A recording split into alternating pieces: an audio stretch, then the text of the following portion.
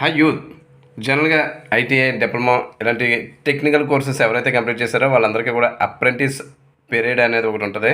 అంటే ఏదైనా ఒక రెప్యూటెడ్ కంపెనీలో అప్రెంటిస్గా కనుక కంప్లీట్ చేసి సర్టిఫికేట్ కనుక సంపాదించుకుంటే వాళ్ళ ఫర్దర్ కెరీర్లో వాళ్ళకి చాలా ప్లస్ పాయింట్ కింద ఉపయోగపడుతుంది. ఇప్పుడు ఇదే విషయం బ్యాంకింగ్ రంగంలో కూడా ఈ మధ్యనే బాగా ఎక్స్టెండ్ అవుతుంది. అందులో భాగంగానే మన భారతదేశానికి చెందిన సెంట్రల్ బ్యాంక్ ఆఫ్ ఇండియా నుండి వెరీ లేటెస్ట్గా 4500 అప్రెంటిస్ జాబ్ వేకెన్సీ గాను అఫీషియల్ ఆన్లైన్ నోటిఫికేషన్ అయితే రిలీజ్ అయింది.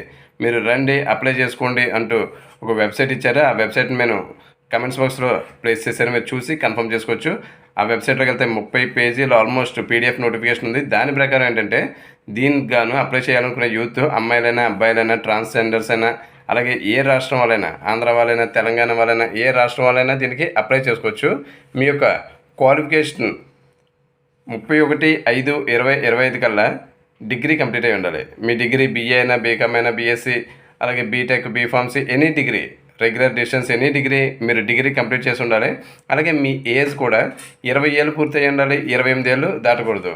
ఈ కట్ ఆఫ్ డేట్ కల్లా ఒకవేళ బీసీ వాళ్ళైతే మరో 3 ఏళ్ళు, ఎస్సీ ఎస్టీ వాళ్ళైతే మరో 5 ఏళ్ళు, హ్యాండిక్యాప్డ్ వాళ్ళైతే మరో 10 ఏళ్ళు వయో పరిమితిలో సడలింపు అయితే వర్తిస్తుంది. ఈ 2 రకాలైన అర్హతలు మీకు ఉంటే కనుక వెబ్సైట్లోకి వెళ్ళి అప్లై చేసుకోవచ్చు. మీ దగ్గర ఉండాల్సిన డాక్యుమెంట్స్ వచ్చి మీ యొక్క క్వాలిఫికేషన్ తాలూకా డీటెయిల్స్, మీ యొక్క mobile number, email ID, Aadhaar card, passport size colour photo ఇవి అన్నిటితోటి మీరు అప్లై చేసుకున్న తర్వాత జూలై 1st వీక్ 2025లో మీకు ఎగ్జామ్ అయితే జరుగుద్ది.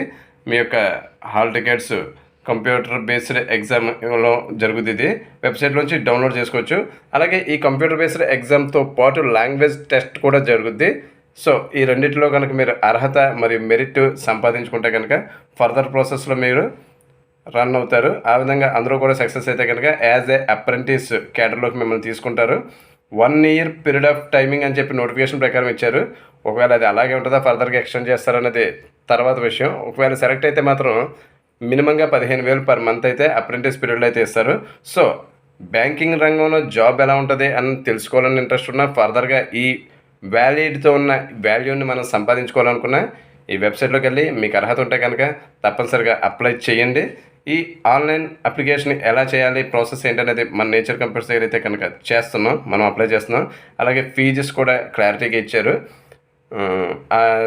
దాని ప్రకారం అయితే ఫీజుని అయితే ఫాలో అవ్వచ్చు. సో సమాచారాన్ని అయితే మన వాళ్ళందరికీ షేర్ చేయండి. ఇలాంటి లేటెస్ట్ అండ్ యూజ్ఫుల్ అప్డేట్స్ ఎప్పటికప్పుడు రావాలంటే మన ఛానల్కి అయితే జస్ట్ సబ్స్క్రైబ్ అవ్వండి, అలాగే లైక్ చేయండి, ఫాలో అవుతున్నానండి. Thank you.